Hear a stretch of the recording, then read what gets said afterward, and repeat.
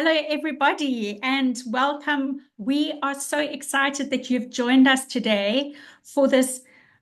It's actually an amazing webinar all about heart-centered communication, how you can use it to deepen connections and strengthen relationships, which is really, really so important. I'm Kara Melnick. I'm a transformation coach and NLP practitioner.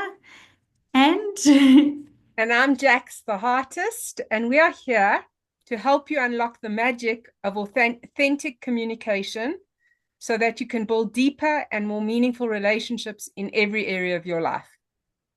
hey, so let's get cracking. But before we start, we'd like to reflect a minute. So if you'd like to share with us your thoughts in the chat box, please do so. We will have a Q&A discussion at the end of the webinar, and then we can have a look at your thoughts that you pop in the chat box, and we can talk about them as well. But what is one challenge that you currently face in communication? Drop your thoughts in the chat.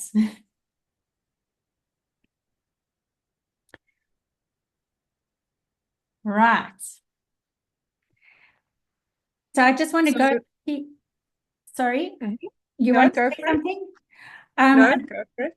just want to go quickly through the agenda for tonight to cover the topics that we'll be talking about. The first is we're going to have a look at the difference between communicating and really connecting with someone, which is what this is really about. The second is how to express your emotions in a way that fosters trust, because emotions can actually get in the way of effective communication. The third is the power of empathy. What exactly is empathy and how to use it in your relationships and your communication? And the fourth is we're going to give you some practical tools that you can implement in your everyday life. So, okay.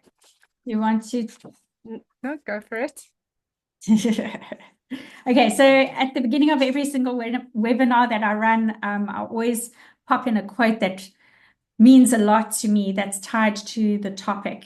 And this one really stood out. And I think that this communicates a lot on what we're trying to, the points that we're trying to put across here tonight. It's a quote by Maya Angelou that says, I've learned that people will forget what you said. People will forget what you did, but people will never forget how you made them feel. And Jax, I don't know if you've got some input on this and how it ties to our topic tonight. Yes, so I think people feel so much deeper than what they actually see on the surface. You know, feeling is a sort of energetic thing, and people feel how you feel in a way. So what's important when we're in communication, I think, is just, we're going to talk about a bit later, but it's to stay regulated within yourself. And if I look at some of the comments in the chat, it's like, how do we actually manage ourselves in communication so that we can be heard and so that people feel a particular way when we're actually communicating with them? And that's sort of the starting point, Yeah, is how we feel within ourselves. absolutely. And the thing is that this is so relevant not only in your personal relationships, it's also relevant in, when you meet acquaintances in the supermarket, for instance, or have meetings, forming relationships with your colleagues, because even though it's not necessarily a friendship, you still need a working relationship. And everybody is a human being and they all have emotions, they all have feelings. And if it's like, adverts and brands that make you feel excited, people tend to remember them because it has an impact. Now, our communication is exactly the same. And we can't ignore the feelings. So let's go on to the first point. Why heart-centered communication matters. Why is it so important? Um, yeah, so heart-centered communication is not only a skill that you learn, it's actually a way of being. So it's something that should be programmed within you that you live every single day. It's about being authentic, learning to express yourself from the heart, who you are authentically. That brings in a measure of vulnerability as well. And you can only do that when you trust, right? And this is how you invite deeper connections into your life. It applies to personal relationships, workplace, as I've said, and your daily interactions with people, even if you don't know them.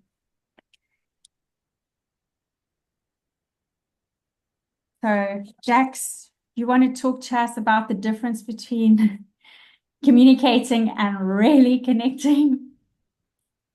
So, Caro, I've got a couple of questions, and that is have to the viewers here, and that is, have you ever felt unheard in a conversation? I know I certainly have. And like in some of the comments in the chat, have you struggled to express your emotions in a way that truly connects with the person you're talking to?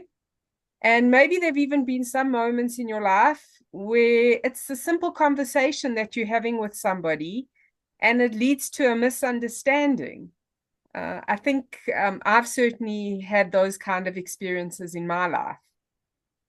Yeah. So when it comes back to what's the difference between communicating and connecting, I mean, communicating is simple. It's the act of exchanging words. So you say something, it's functional, it's transactional. You speak, someone listens, they respond, etc., etc. But real connection, where does that come in? So real connection, it goes beyond words. It's about being present. It's about listening and tuning into your emotions and the intentions behind what's being said, Caro. Mm. Whereas communicating is just an act of exchanging words. It's functional and it's transactional. And you speak and someone just listens and then responds after that. But is that really how we truly connect? Yeah. Is it enough really? I like this point here, listening to understand. I think a lot of people underestimate how important listening, like really listening is. And that could actually make the difference between a successful conversation, especially when it's in a conflict situation, to truly listen to someone without judgment and not trying to formulate your own response and let your ego get in the way. Let them have their say. They have the right to that. Yeah. Yeah. I think so often, Kara, we have in the back of our minds what we want to say, rather than really being fully present and hearing with an open mind what the other person's trying to get to. And the other aspect is it's also about a shared emotional experience. It's Mm. like having two hearts that are able to connect with one another without sort of anything getting in the way or defenses coming up. Yeah. And that's where the second point comes in, holding space without judgment. Mm. Because judgment in a way is you're almost second guessing what they're meaning, without taking a step back and saying, well, let them talk, let's hear them out. That is so important. And making eye contact as well, the personal connection with eye contact is so important.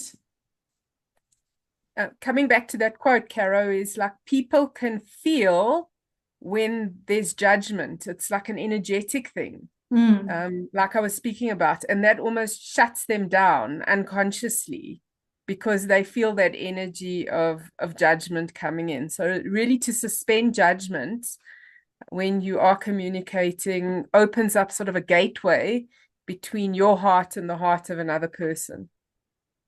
Yes, that is so true. And it's all fine and well if you're having a conversation with a friend, but when you're coming into the workplace and you're having that difficult conversation that you know needs to be had, you know, the difference in approaches, if you're going in there and you just boom, boom, boom, boom, boom, you know, you not even giving them a moment to speak and you're having your words and the emotions are getting in the way, that just puts them on the defense. You're not building a connection. Whereas if you come in there as two people who are actually equal parties to the conversation, you know the conversation is going to be difficult. But coming in from a heart-centered approach makes it changes the whole dynamic. And that is where we should be aiming to be through, you know, as a way of life.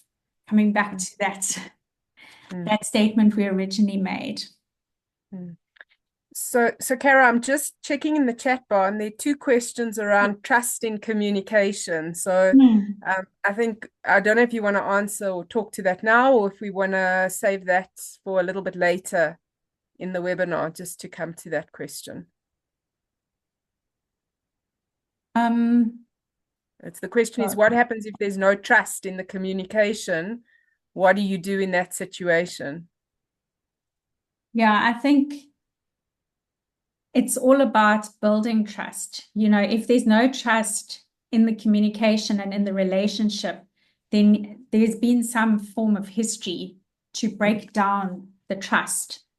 And that is where, from my perspective, I think you need to bring humility into the whole equation, because if your ego is in the way and getting in the way, you're never going to build the trust.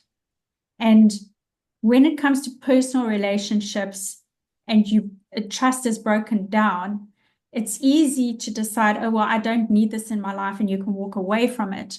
But when it comes to family, you know, you don't choose your family, and the workplace, you've still got to figure out how to build that trust up. So, in my opinion, it would be first that you would need to take a step back, connect with yourself, and be humble and recognize that the trust is broken.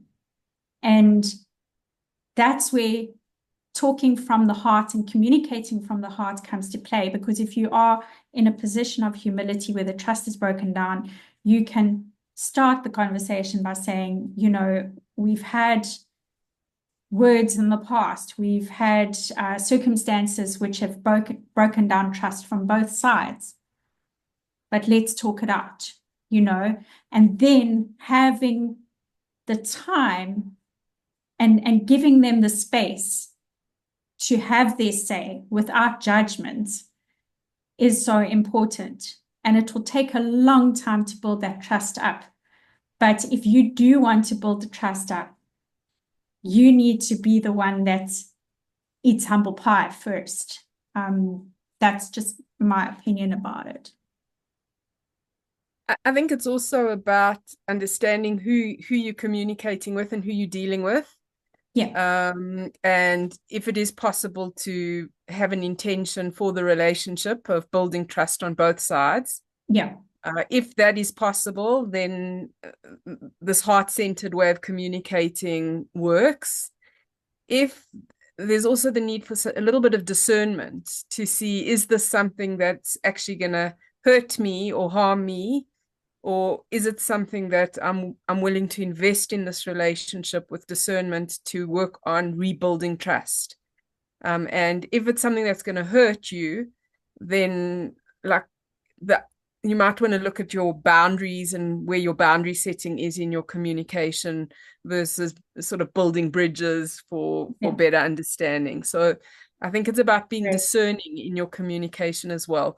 I'm not sure if that answers or talks to that question about trust and building trust. Yeah, but maybe what we can do is discuss it at the end with whoever brought that question up. And it's such such an amazing question and such a very important topic. Mm. So let's carry on. Okay, Jax. Okay, so we're going to just do a quick exercise together, and I'm going to invite you to take a deep breath in and just place your hand on your heart and think about a recent conversation that felt either really good or really difficult. And how did you feel in that moment? So type one word into the chat to describe how you felt in that moment. Okay. All right. So now that we've had a brief discussion about the introduction, let's talk about emotional intelligence and how this comes to play when it comes to heart-centered communication. So have you ever found yourself in a conversation where the emotions just had the better of you and they were just totally out of control, and at the end of the day what happened was you had one intention when you started the conversation, things got heated, and then at the end of the day you didn't accomplish what you were wanting to accomplish in the first place. Now, it could be heated angry, or it could be heated excited. Like sometimes you can get so excited in a conversation that you lose track of what you're actually trying to say, and then it's like, oh my word, we haven't actually addressed what we wanted to say. But bottom line is the outcome wasn't what you intended, because your emotions ran the conversation. It got out of hand. Maybe you spoke too soon. Maybe you held back because of fear of being misunderstood. That's also something very common. You either blurt out everything, or someone says something and you close up, and you don't actually have your say in the conversation. That's also an emotional reaction. And what we're going to do is we're going to quickly have a look at how emotional intelligence can transform the way that you express your emotions, and it helps you to build trust in a relationship and to have better conversations. So let's look at what emotional intelligence actually is before we unpack how we can use it in a conversation. So emotional intelligence isn't only about you regulating your own emotions, and catching yourself before you lose your temper. It is definitely about self-awareness. So becoming more aware of your emotions, recognizing them, not putting them under a carpet and hiding them away, because emotions are important. They're there to protect you. They're there to help you process something. So the first step is self-awareness, understanding your own emotions. What triggers your emotions is actually really important, and that's a whole topic on itself. Then self-regulation is learning how to manage your emotions. So you now become aware of your emotions and your triggers for certain emotions. So that's great, because awareness is the first step. But what do you do with this? So learning actually how to manage that. If you've got a short temper and that temper is going to ruin everything, maybe you should just take a step back and calm down before you take the conversation further. So learning to manage your emotions in a way that aligns with your values and your goals, so that you can reach the conclusion and fulfill the intention of the conversation. That is really important. The third is empathy. So the first 2 points are all about your own emotions inside of you, right? But empathy is more about taking a step into the person's shoes that you're having the conversation with, and trying to walk around in them a little bit. Trying to understand their perspective and their point of view. rather than clouding it with your own preconceived ideas. So tuning into others' emotions, their perspectives, etc., empathy. And then the third is social skills. So this comes to using emotional awareness to communicate effectively and to build relationships. Now, all of this, there are tons of books written on it. There's a lot of podcasts in that. It's not something that happens overnight, but awareness is the first step to making change and learning to manage your emotions correctly. So this is what emotional intelligence is all about. So Jax, do you want to share with us how we can use emotional intelligence to build trust in conversation? Okay, so we're going to see how this actually, what Caro has given is a high level sort of overview at a sort of theoretical level around emotions and managing emotions. But here are some practical ways that you can work with your own emotional intelligence. And the key to expressing emotions in a way that fosters trust is first clarity, then authenticity, and also regulation. So I want to start off with clarity. So the first thing is to be able to name your emotions clearly. Okay. And vague statements like I feel bad or I'm upset isn't really a clear articulation of an emotion. So we want to try and name the exact feeling, like I feel frustrated or I feel angry. And because I don't feel acknowledged. So it's why you feel the way that you're feeling.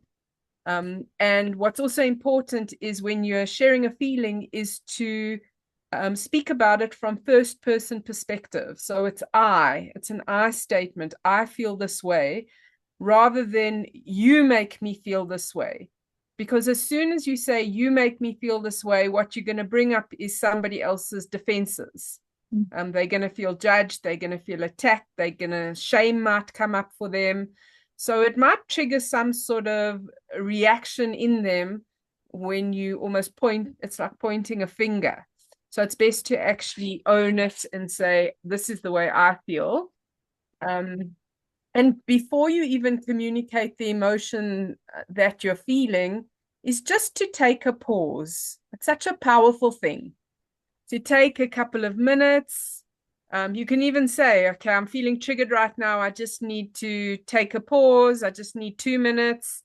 And then we can come back and have this conversation. Use breathing.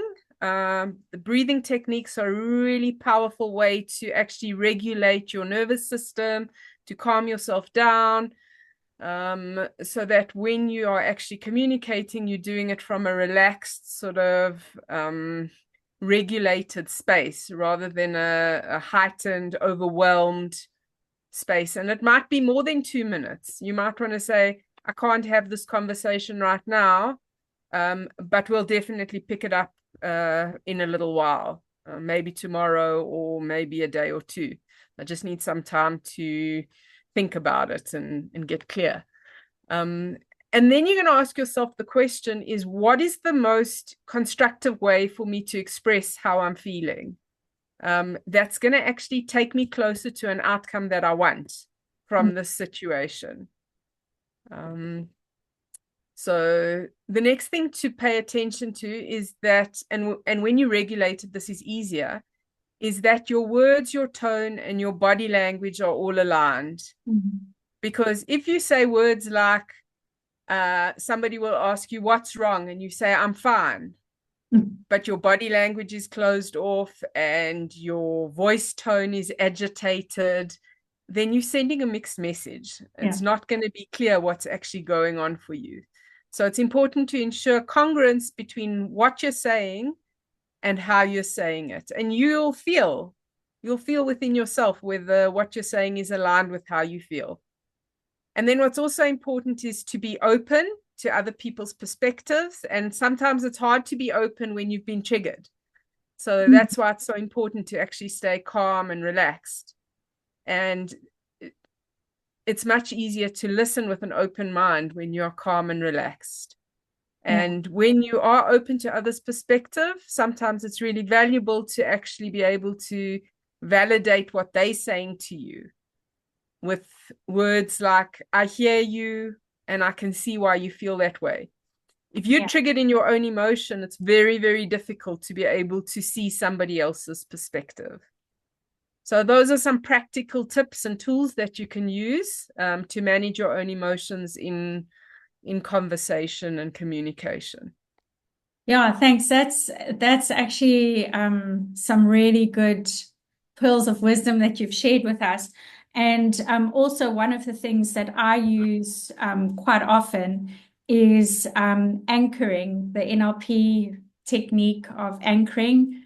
When you self-calibrate, so you create an anchor, and anybody who is interested in knowing how to do this, let us know and we can help you through it, either Jax or myself. But basically, I've created an anchor on my arm. So if I know I'm getting upset, or heated, or my emotions are getting away with me, then I just touch my arm and it triggers the anchor, which then calms me down. So it's a very, very useful tool and something very simple that you could actually also do to help you with this. Right. So imagine if you had a conversation that was difficult in the past, and if you had used all those techniques that Jax has just run through, how it could have helped make a difference to the conversation.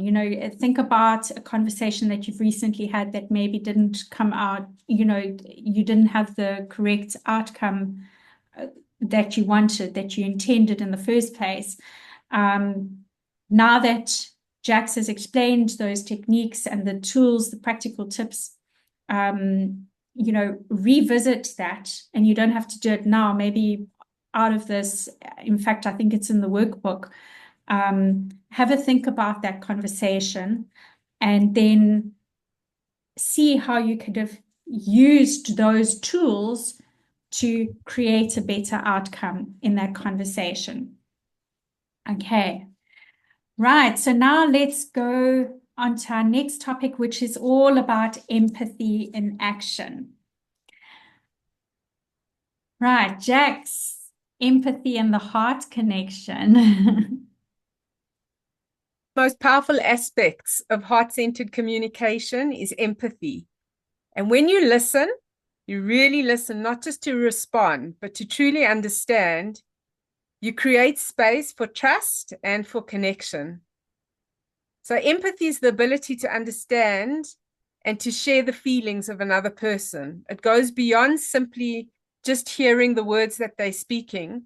It's actually about tuning in at a deeper level to their emotions, to their perspective, and to some of the unspoken messages. And I always describe it almost as if two different people are living on separate islands.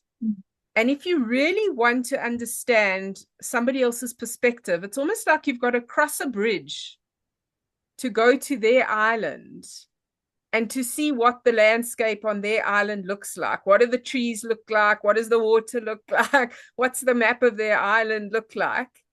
And only once you understand and they feel like they've been heard and understood, then you can take them across to your island to see a little bit of what your island looks like. Mm. So now I'm going to just answer the question why empathy matters so much in communication, why you want somebody to feel like you've been on their island. And because when people feel truly heard and seen and understood, they're much more likely to open up. They're more likely to trust you and to connect on a deeper level. So empathy, or when people feel seen and heard, it actually dissolves barriers and it builds trust and it creates these emotional bridges between you and other people. So I want you to think about a time when you feel that someone really listened to you, not just to reply, but to really understand what you were saying to them. How did that make you feel? Okay, and you can pop it in the chat. And now think about a time when someone dismissed or misunderstood your emotions. And the difference is profound, isn't it? Like, how did it feel when someone dismissed or misunderstood you?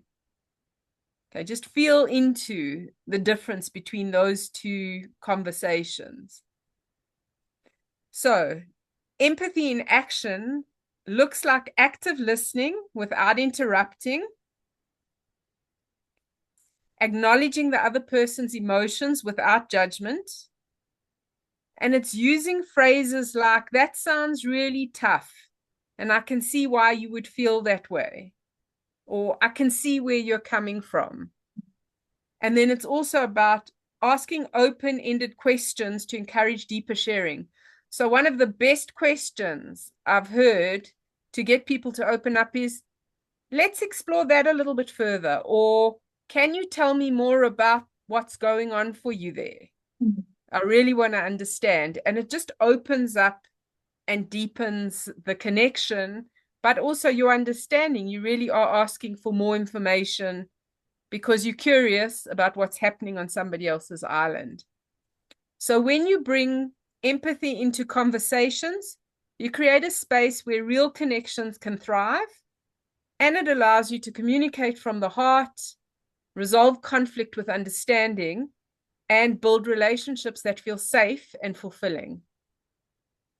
Yeah, that is absolutely amazing. And it's almost like to start, if this isn't how you've been communicating or, how you've been living in the past, that's not a problem. You can always learn these things, become more aware of it, and start practicing it. And what will happen is that I love that saying, when you change the way you look at things, the things you look at change, because it happens with you as well. Because if you start trying to be more empathetic every day in your daily communications, in your interactions with people, even those people who you haven't gotten along with in the past, will suddenly start thinking, what is going on here? And they'll warm up to you. And it will have a ripple effect. Okay, so you remember, Kara, I just want to add this last yeah, thing. Remember in our Facebook Live where you asked me what's the one piece of advice I would leave people with if they wanted to sort of start living love as a way of being in their yes, lives? And my answer to that question was listening. And so that's exactly what we're talking about here. Like deep, deep listening is yeah, actually an act of love that people feel and receive, and it fills them up. And it's a powerfully transformative thing when we correct. listen with an open heart to Correct. people. Yeah. Amazing. Thank you for sharing that. Sure. Okay, so now we're going to look at a quick framework, and this is something quick and easy that you can remember and you can start immediately implementing in your communication every day from now, from this minute onwards, because it's actually very simple. So the first is, so remember, 1, 2, 3. Okay. Number 1, listen. Listen to people's words. Listen, pay attention to their emotions, and try to understand their intention. Okay. Listen for their intention. Put yourself aside and your thoughts aside and your opinions aside, and listen with an open mind. Number 2 is reflect. So this is the part where, if you've listened and it's not what you want to hear, and you are now not in the right frame of mind to carry on with a conversation, you pause and you say, let's take a step away from this for a bit and regroup, because you can do more damage by trying to finish that conversation at that point than taking the break. So reflecting is also So you're either going to step away from it if you're too emotional and just gather yourself, bring yourself towards yourself, or you're going to acknowledge what they've said and even repeat it back to them to make sure that you've understood what they've communicated correctly. And this is a very important step. So you're not assuming anything. You're saying, let me understand, let me just make sure that I understand you correctly, and then repeat it in your own words as you've interpreted it to check that you've interpreted it correctly. And once you have that understanding and confirmation from them, then you can respond with clarity, with empathy, and with authenticity. And I should have added something here at the end is kindness. Always be kind in your communication, even if it's a difficult conversation. That I think is also a huge part of heart-centered communication. So, Kara, I just want to make the link back to that emotional awareness and how important it is, because if you've been triggered and you're angry and you are frustrated and irritated, it's difficult to be kind. Yeah.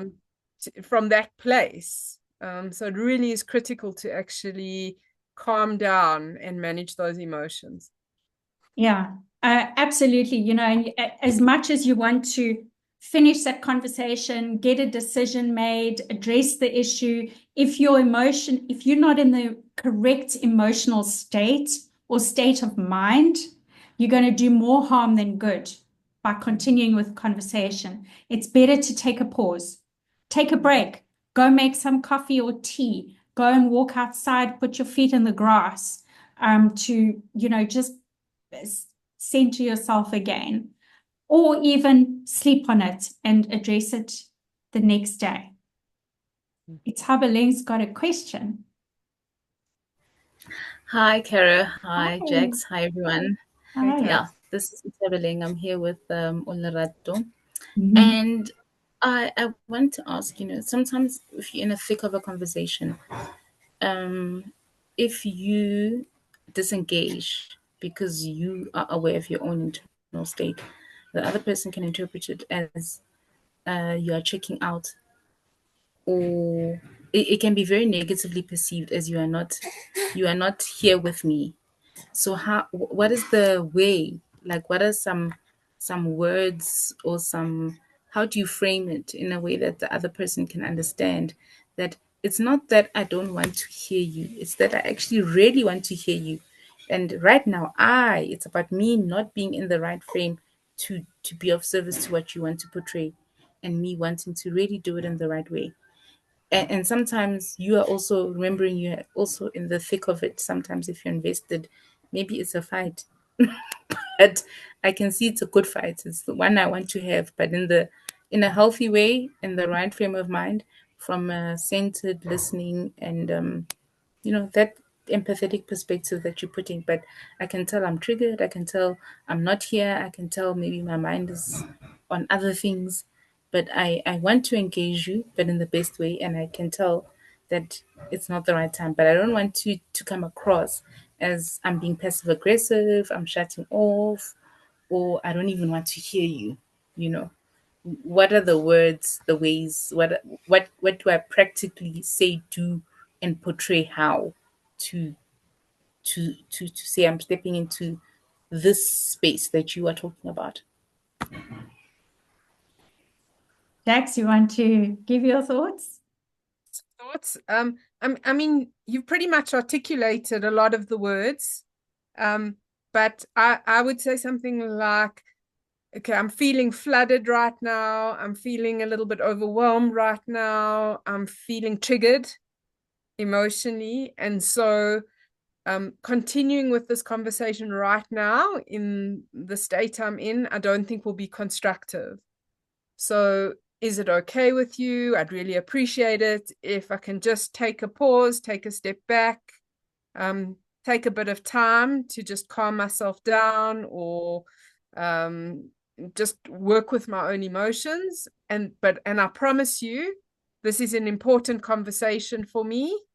I really do want us to come to some sort of understanding. I do want us to resolve this issue between us, and we will come back to it. Yeah, so that's how I would frame it. I don't know if you've got anything to add, Kara.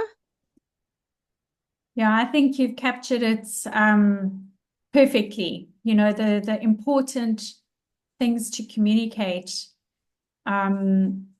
Firstly, is that it is an important conversation for you, to you. You know, you want to come to an agreement. You want to have a positive outcome to the conversation. And you just need to take a step back. It's not about them, it's about you. And you know, sometimes just taking a breather, 5 minutes, walk outside can make all the difference. It doesn't need to be an overnight thing.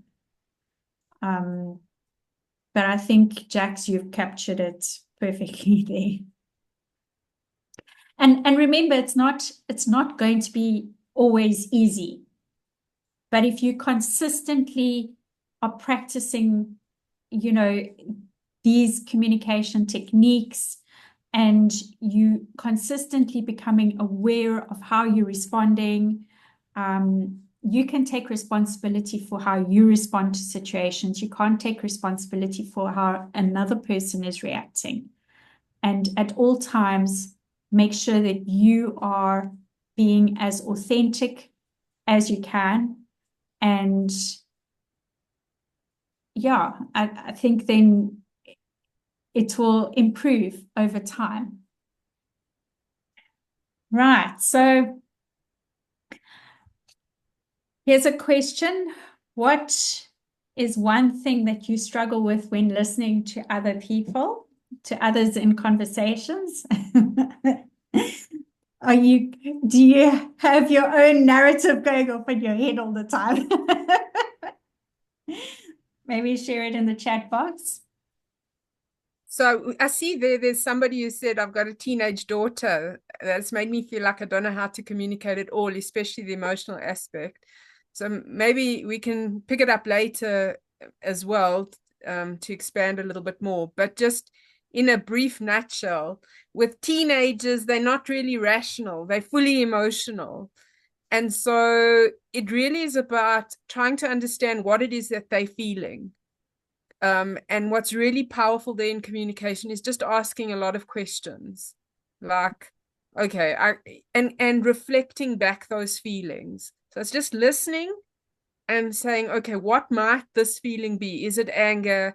Is it fear? Is it frustration? Is it irritation? And then reflecting that back and saying, okay, I can see that this is what something's going on for you. Can you tell me more about that? What are you actually feeling in this moment? Because otherwise, if that teenager is not in a rational state, in a calm state, you can't communicate, you can't get through. So you need to clear the communication first. So this is how is to create a safe space for your teenagers where you're not judging them and you're not telling them what to do, because they don't want to be told what to do. They think they know everything when they're teenagers. So it's really the power of listening and asking great open-ended questions, like, what do you need right now? What's going on for you? Like, how do you need me to show up in this moment for you? And let them tell you. It's a great question, because often we think we know and we don't. But if we ask, what do you need from me in this moment? Then they can tell us, leave me alone now. Then, okay, can I come back a little bit later and we can pick up this conversation? Or I just need you to tell me this. Or I just need you to do this for me. And often they will tell you what it is that they need from you. Okay. Yeah, I also I saw a post somewhere where someone said that one of the things that they continuously say to their teenager is that you can tell me anything and I'm not going to judge you, you know.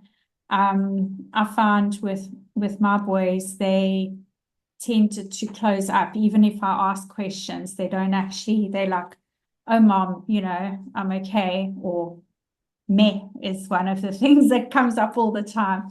And that's also difficult, but keep reinforcing the message that, it's a safe place. They can talk to you. You're not going to judge them.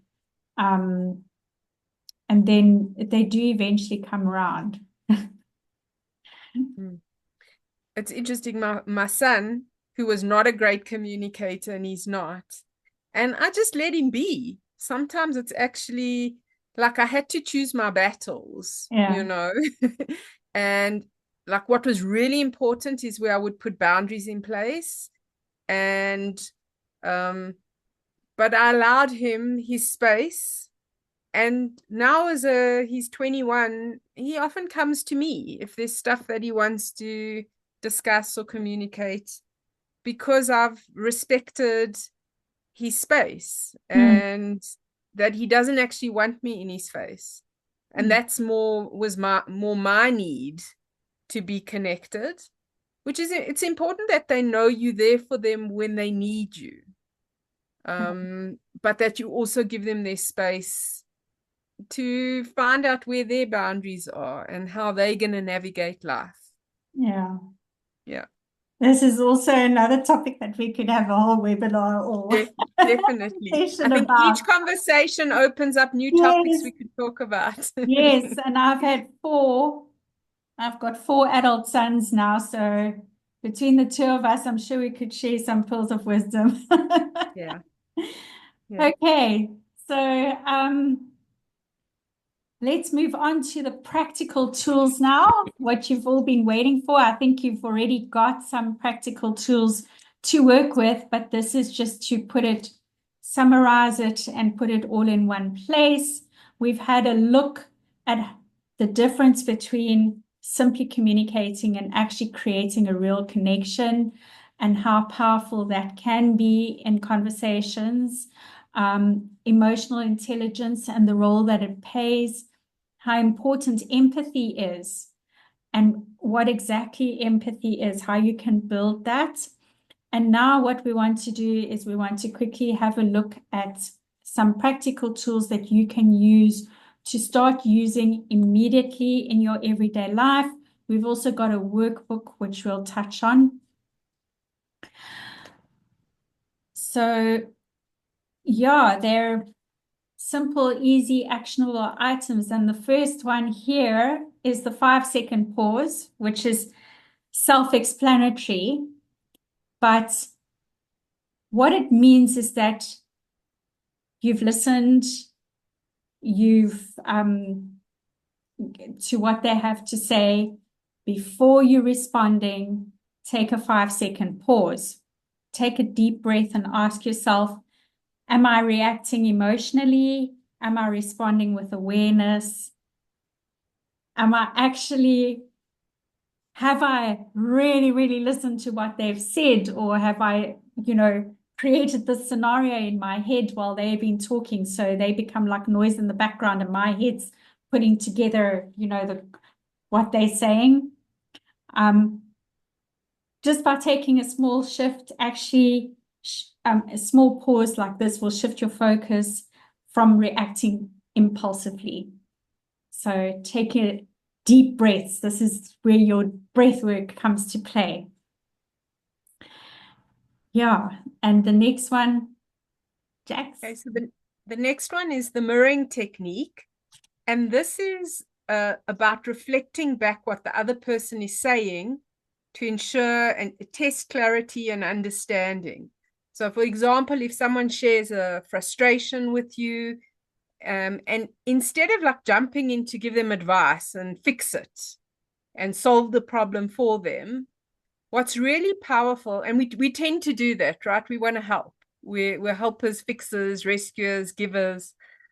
What's really powerful is just to take a step back and reflect back what you've just heard with the words, so what I'm hearing is, and just repeating it back, what the main understanding is of what they've just said to you. And what that really does is it makes someone feel like you've heard them and you value what they have to say. There are other techniques in parts of the technique of mirroring where you can actually mirror body language and facial expressions and tone of voice and pace. Yeah. So if somebody's talking very, very quickly and you actually match them in that pace of talking very, very quickly and heightened. So somebody's like uptight and very heightened, and then you start slowly just bringing your voice tone down and slowing down and calming down. You actually start bringing their emotional overwhelm down. You can do that just by using this mirroring technique. It is incredibly, incredibly powerful to build rapport, to get into the same wavelength as somebody else. Yeah. Correct. Tabeleng? Hi, Jax. Hi, Kara. Please ignore the background noise. It's my voice in one form or another. But my question is, I did a course on deep listening, and it was very much centered on having a very expansive amount of time to really go into what someone is experiencing and whatever they're dealing with. But sometimes in your daily real life experiences, someone comes to you with a very profound challenge or deep experience, but you don't have that 3 hours you've blocked out, just to listen as deeply as the challenge requires. But it kind of calls for that deep presence just in the moment that you're hearing what you're hearing. And I've kind of struggled with how do I bring that, but still being very conscious of the reality that I don't have 3 hours to go all the way in and really offer it what it deserves in terms of the presence and the listening. But I'm there in my heart, I'm there. And I'll often still take it home with me and pray on it or whatever, meditate on it, and then after say, hey, can we? But in that moment, I'm aware that the person still needs to be deeply held and heard. And I've sometimes struggled with how do I hold that and listen in that way but with a very short time. But they've put it out there. Okay, I'm gonna mute just for the sake of hearing you. Okay, Kara, do you want to take that one? Sure. Okay, so I'm going to try and firstly sum up what I understood the question to be, because there was quite a bit of distractions and wonderful children. I think they're such a blessing and such a gift. And you're very blessed with your children. So from what I understand, your question to be is that you're in this conversation, you feel for the person deeply, it means a lot to you, but you don't have the time to give it the attention that you feel it deserves. And how do you address that situation? Firstly, it depends on your relationship with the person. You know, if it's someone who knows you very well, like a friend or a relative that's close to you who understands your situation, they will probably be understanding of the fact that you don't have the 3 hours for them. So merely simply saying to them, I really feel for you. I hear you. I feel for you. I'm here for you if you need help. Even though you've got that little bit of time, will probably be enough, because often when people talk to you, and especially if they're close to you, if they say something to you, they're not always expecting you to figure it all out for them or do a whole, therapy session. They just need someone to be there for them and to hear it out. And you don't need to find the solution.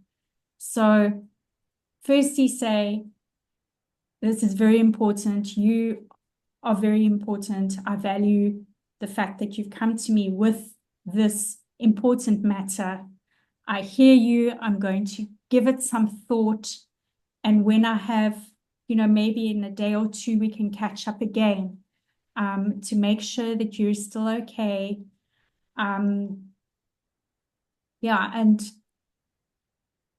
I think that should be enough. If you've got a bit of time later on and you want to actually book that time off in your diary, and say to them, let's have a cup of coffee, let's meet for a cup of coffee or a glass of wine and, just connect about this at a time that works for both of you. I think that would also probably be fine. I don't know if you've got something to add, Jax. Yeah, Karen, so I think it's very important to understand, once again, what is it that person needs from you. So if they just need to vent and share the story and be heard, and you are prepared to play that role and you've got capacity to play that role, that's a decision you also need to make within yourself. Do I have the capacity to hold space for someone who needs someone to absorb emotions because they're emotional? Or are you needing someone to give you some perspective or advice? Okay, do you want my perspective or advice on the situation? And then that's a different conversation, because that's somebody who's actually looking for direction, looking to make a decision. And that can actually happen in a much shorter space of time. That can be a half an hour, 45-minute conversation. So I think it's very important to understand what the need is underneath what's being expressed. And then you can decide, how do I want to respond to that? Yeah. I also think this is where boundaries come to play, putting your boundaries in place, having enough self-respect to put them in place in a kind way, in a way that you're saying to them, I unfortunately don't have the time right now to discuss this. I hear you. I am here for you, but can we set up, let's get together. Are you available later this evenings, to sit on the phone and talk, or to have, a coffee together or something like that. Yeah. Okay, so let's get back to the key tools for heart-centered communication. We talked about the 5-second pause. Jax has just explained the mirroring technique, which is actually, you probably find yourself, because us as human beings are naturally programmed to mirror one another. And when you're really connecting with someone, you'll probably catch yourself mirroring. I find myself even changing my accent when I speak to people, which is quite interesting. But the third thing is empathy. Now, we have talked quite a bit about empathy. But just to summarize again, what is empathy in action?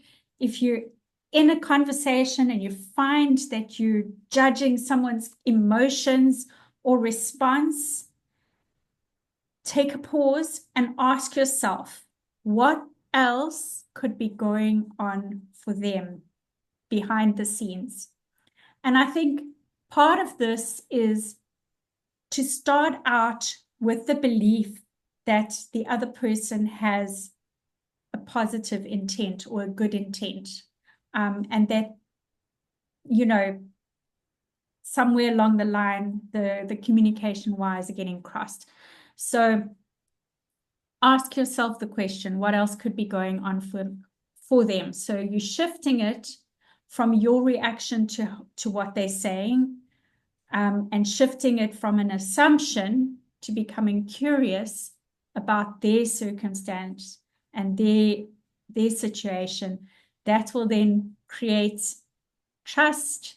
It fosters a deeper connection, and it will take down their defenses as well. Okay, so Tools are just the beginning, and we want to give you a way to put them into practice in your own time. And so to this end, we've put together the Power of Heart-Centered Communication workbook for you to work through in your own time at your own pace. Yeah. So it's designed to just take you through it, some simple prompter questions to take what you've learned today, apply it in your daily life. Sarah Jane is going to email it to you along with a link to the recording of this webinar and a copy of these slides so that you can keep them and reinforce what we have learned today. And obviously, Jax and I are here and available for you if you need any guidance whatsoever. Anything else, Jax? So yeah, before we wrap up, Caro, can we just ask everyone to set an intention off the back of this webinar? And that's what's one heart-centered communication tool that you will commit to practicing this week? Nice. I like that. Start out with one thing. We've covered quite a few tools here tonight. If you start with one, get that one right, and then move on to the next one, it's also not so overwhelming. Remember that real transformation happens when you apply what you've learned, and it will take time. Be patient with yourself, be consistent, baby steps, and you will get there eventually. And we really would love to hear from you to see how these tools have helped you to create deeper and more meaningful connections in your life.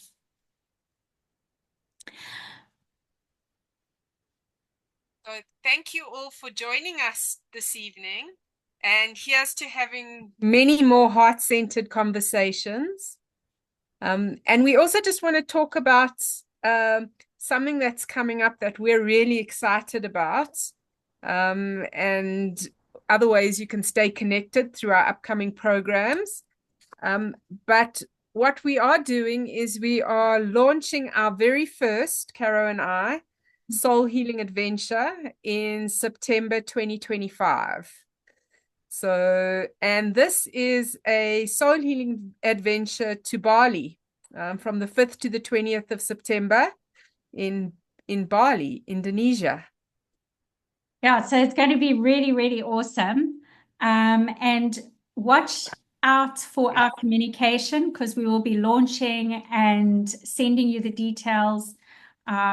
So give it some thought, pencil it in your diaries if you'd like to join us. And it is all about soul healing. So I think, Jax, we have promised everyone that we would have a look at their questions. So I think let's go. The chat box looks like it's extremely busy. I think there were two questions. The one was around trust. What do you do when you don't trust the other person in communication? And then the other one was around dealing with teenagers. So those were the sort of two main questions, which I think we've probably covered both of them. Yeah, there's another one here, thinking the thought, but struggling to deliver the message. I saw it in my mind. And that's actually quite a common, I've bumped into it quite a lot, that people, you know exactly what you want to say in your mind, but when it comes to actually speaking it out of your mouth, it becomes very difficult. Or when you speak, people are misinterpreting what you say. And that is, I think that goes beyond just heart-centered communication. And it could also tie into self-confidence and self-esteem, actually trusting yourself, etc. So, Jax, I don't know if you want to say anything about that. Yeah, I think that brings to mind, like you say, self-confidence, but also the fears. Like, what are some of the fears that are sitting there that prevent you? Because fear can be a very confusing thing. It's a bit of a nebulous energy, but it can actually take over and tongue tie you. And this could actually be related to an earlier trauma event that you've experienced and is being triggered by the situation. And then it becomes really difficult to stay regulated. Mm. So I think what's important, if this is something that's happening with a particular person, um, then it might be worthwhile looking at the dynamic in the relationship and see if it's actually triggering an earlier trauma, and then work on clearing and healing the earlier trauma. If it's everybody, then it's more than likely a traumatic Mm. response. And we'd really have to work a little bit more deeply, sort of one-on-one, to actually understand Yeah. what's affecting this sort of area, the throat, the ability to express clearly Yeah. and articulately what it is that you want to say. Yeah. There's probably some blockage there in the throat chakra around expression.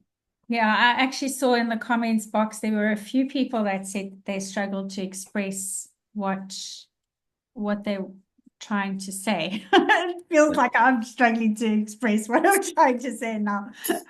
So I think just being intentional, taking a step back Yeah. and taking the time to really think about, okay, so let me write down what it is. What is my intention here? What do I want to get across? Take your piece of paper and point by point, actually, okay, this is what I want to say.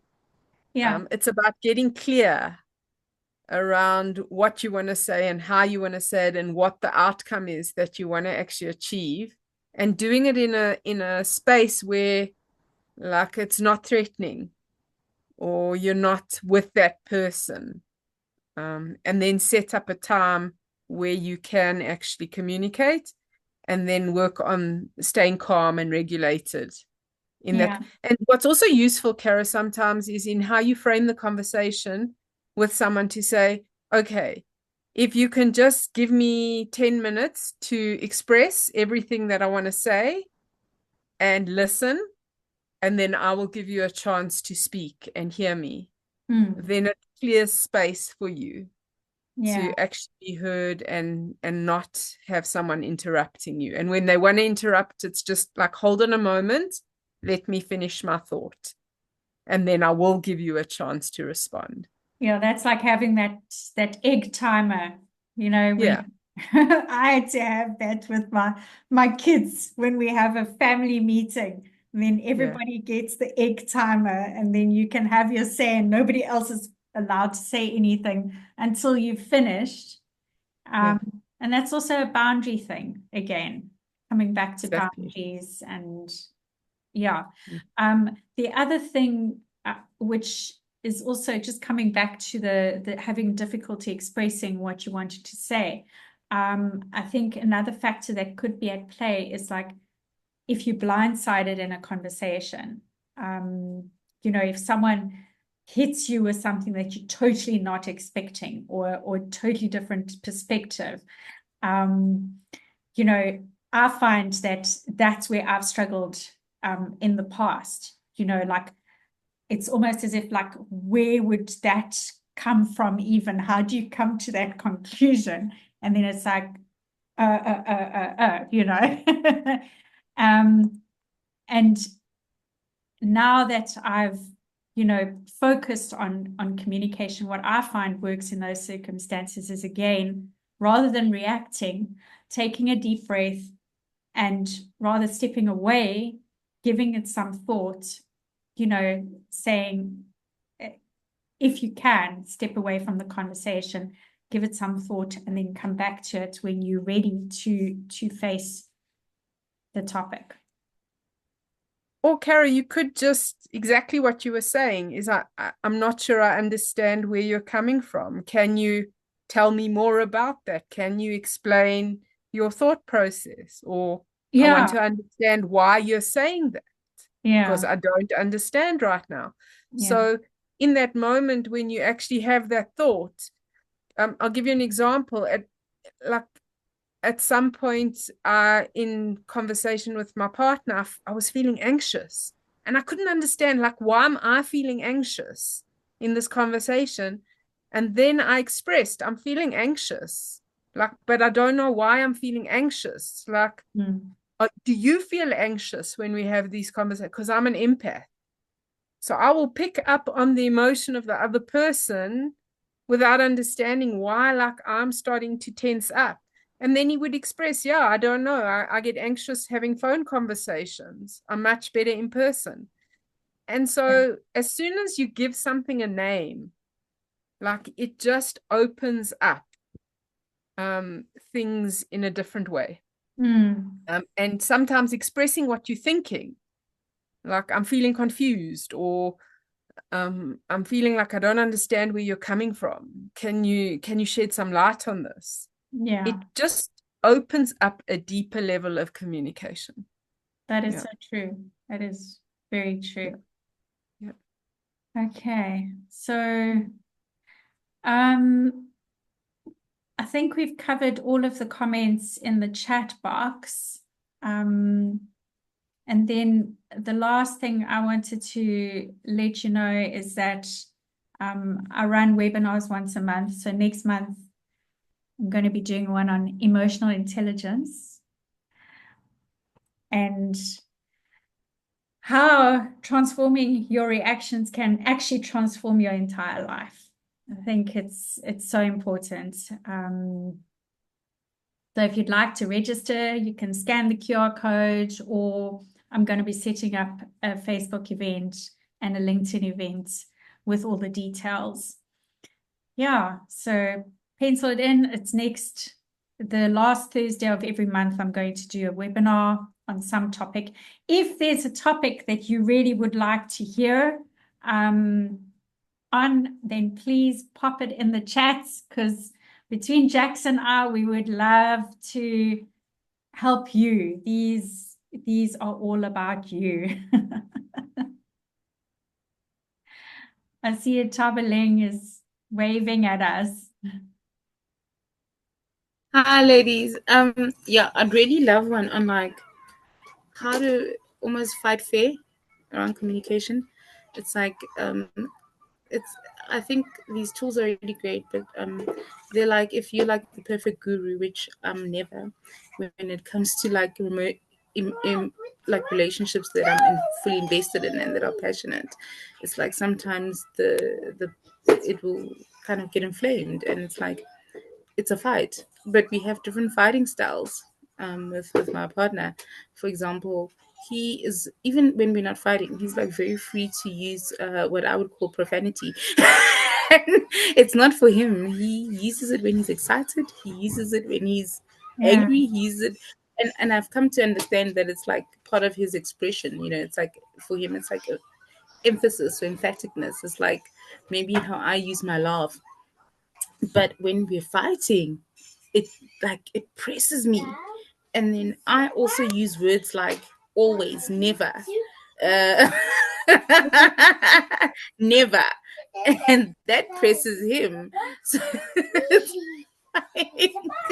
like, I'm aware. I think we've been together enough to know that what are the things that press each other's buttons, but it doesn't mean that when we are triggered we don't do it. But it's like I would personally love a webinar where it's like, how do we communicate in the thick of passions, you know, I love and without destroying the fiber of why we're together, you know, because sometimes you can get some passion, and it's not because we don't love each other. It's actually because we do, and because we both really want what we want in it. And sometimes it's to be seen, sometimes it's to be heard, sometimes it's to come closer together, sometimes actually for intimacy. But we'll go below the belt for it. Like that's how much we want it. Yeah. So it's like, how do we do it in a way that builds and not destroys? And I think communication is like one of those bridges, but we don't. I don't always have the way in the thick of it, and he also doesn't. Yeah. And it doesn't change that we still want to build and actually like come together rather than be further apart. So I'd love a webinar on that. I would love that. That's one. Two, I really want to hear more about Bali. So, Bali. Okay, so my immediate response is I love the topic how to fight fair. Because let's face it, if you're not fighting in your relationship, do you have a relationship? No two people are ever going to agree. So it's almost like addressing disagreements. So I popped it in the chats. It will save with this that we won't lose the record of that. I love that. I see that there's another suggestion on dealing with the fear of the unknown. And that I love as well. Isn't it great when you ask the audience what they need and they tell you what they need, and then you can sort of direct your webinars towards that? I love that. Yes. So I love those two topics. And if you have any other suggestions, please share them with us. We are here. We want to help you become better people, the best version. And Bali is going to be amazing. Amazing. Do you want to share something? I'm going to pop the website address in the chat box for anyone who wants to go and have a look, but we will send it to you by email as well. So in a nutshell, okay, what we've designed is a soul healing adventure. And it's basically we're going to 3 different places in Bali. And the places are Central Bali, which is Ubud, which is the sort of central hub of Bali, and everything is quite accessible from there. We're then going to East Bali, which is more like beachy. So from Ubud, there's like you can get to the rice terraces and the monkey swings, and we've got all of these wonderful activities planned in each space. And then there's the beach, is the Candidasa Beach. Second leg, Candidasa Beach. And the third leg is we're going to Nusa Penida, which is a island off the coast of Bali off to the east. And we'd be staying on the island. So it's divided into 3 legs. And within every leg, we've combined activities. So there are a couple of days of activities. There's a specific day for soul healing sessions that will be facilitated. Some of them will be facilitated by myself and Caro, but the exciting thing is we're actually giving the opportunity to people who are coming on the adventure to use their gifts and to share it with the group, with the collective. So what we're wanting to bring together is a heart-centered community of people so that travel together, but also share our gifts with one another and heal together, as well as having access to some of the Balinese spiritual healing healers, because there's just such a huge amount available of yoga teachers and breathwork teachers. And so we're weaving this combination of ourselves healing one another, and opening up to access the healing from the Balinese spiritual healers. And then we've woven in is also time to rest and really relax and do the things that you feel called to do.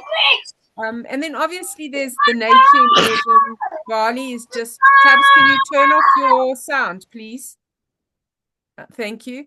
So the nature immersion, the nature in Bali is just everywhere and exquisite. So there's a nature immersion, a cultural immersion. There's specific activities that we're going to be doing. There's obviously the food and the Balinese cuisine and tasting that and enjoying that. There's snorkeling and swimming and being in the waters of Bali.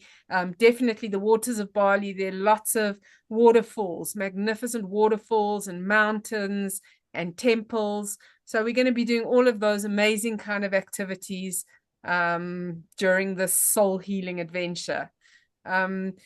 What we're really wanting to do is to climb under the skin of the Balinese people and to understand how do they live with such joyful hearts. Like, what are the things that they do culturally and spiritually to live purpose-led and spiritual lives, and just live every day with joyful hearts. So it's almost like we're modeling in the 15 days that we're going to be in Bali, we're modeling how do they actually achieve that way of being, that way of living with love as a way of being. Have I left anything out, Caro? We're going to play. We're going to Oh, have yes. fun. We're going to have rest.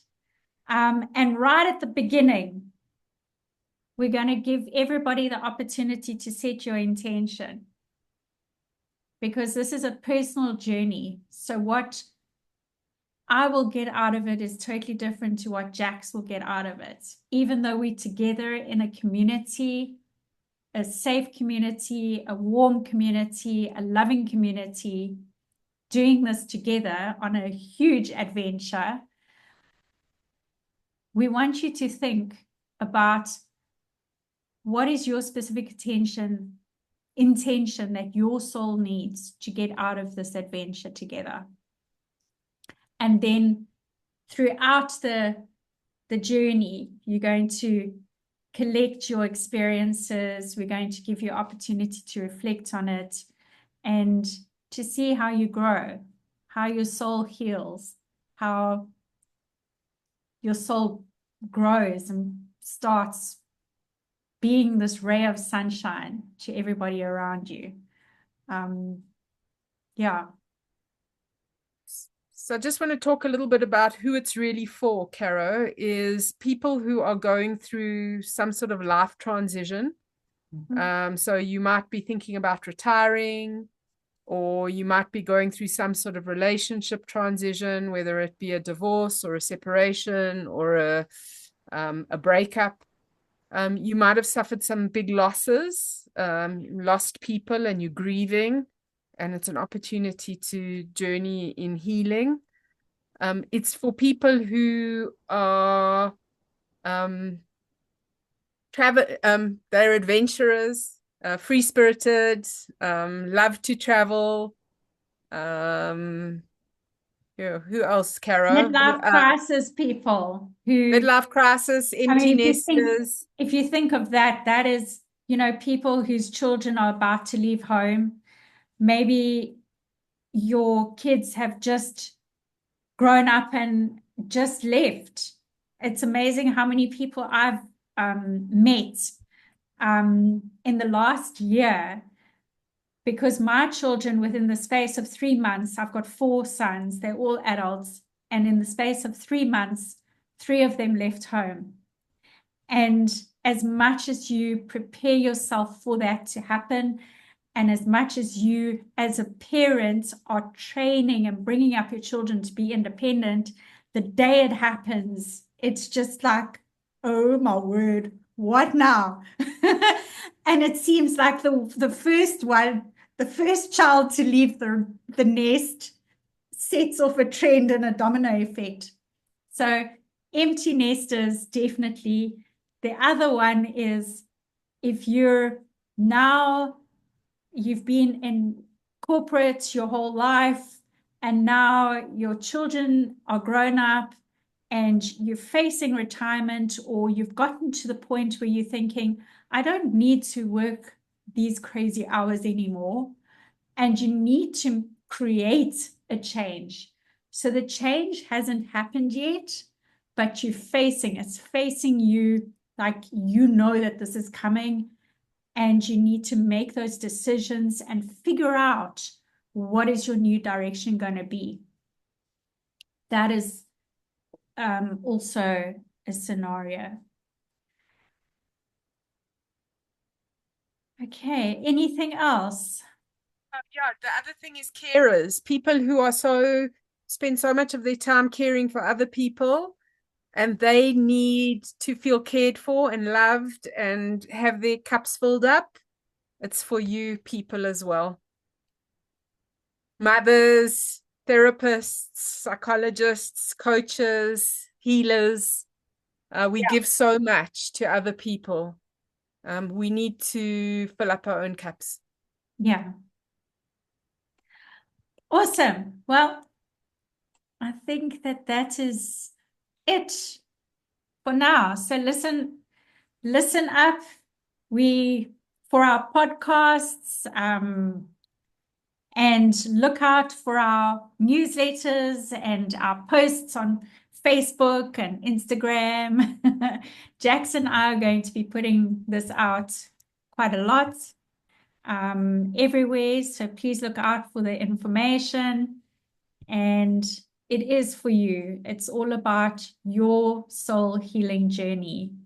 So we would also like to create an experience that you're going to benefit from. Okay, so thank you so much, and we will see you elsewhere. Bye, everyone. Thanks for joining us. Bye.